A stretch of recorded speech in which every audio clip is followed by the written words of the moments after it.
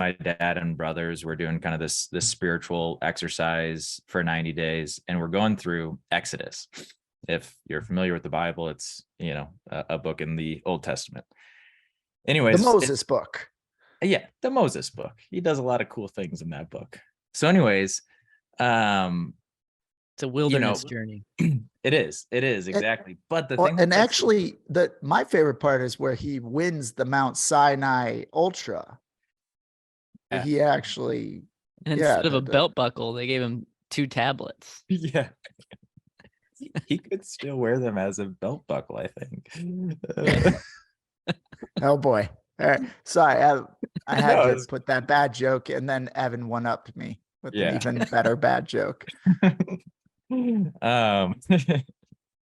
But that, I think, is what's fascinating, is like they go through this wilderness to learn a lot of things, and they're like right on the edge of the promised land, and yet they still need to learn a little bit more. And so we're not designed, if you think about it from this perspective, we're not designed to stay in the wilderness, and yet the wilderness is where we learn. And then we take what we learn in the wilderness and integrate it into what hopefully is the promised land.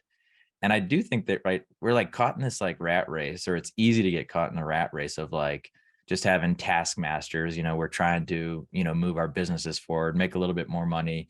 You know, we get told all these different things. But when you go into the wilderness and you run this ultra, something that you've never done before, you know, maybe you start it for ego for some reason. Like there's always an element of ego in there, but then you get the crap kicked out of you and you get broken down to just your physical self. And then you have to say, what am I going to do with just like, you know, naked in the woods? Am I going to move forward?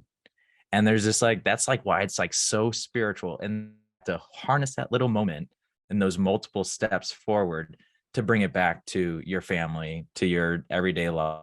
And hopefully you don't get sucked back into Egypt. And so it's like a beautiful analogy. Like I'm glad I'm doing it as I'm training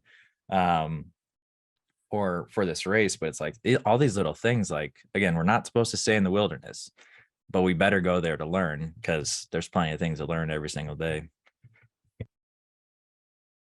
I think I've said this on beautiful.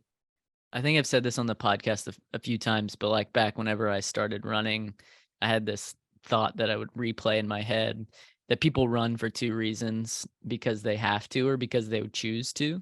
And people that have to are either prepared or unprepared.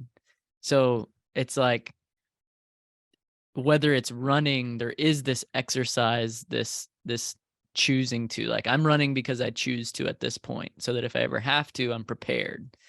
But I think that goes for more than just running. Like entering the wilderness is that choosing to enter into the spaces where things are learned, so that if you have to apply those things, and God willing, we like never have to run, right? Yeah. Like if you have to run, something is happening around you that you don't want to be happening around you. Like, so I think that's a metaphor, not just for running, but it is entering into the space where learning occurs, where ego can dissolve a bit more than it does in the outside of the wilderness, in the city, or like wherever. And then practicing that over and over again, so that whenever a scenario arises that like we don't have control over, we've practiced our response to it. Yeah. Amen. Amen.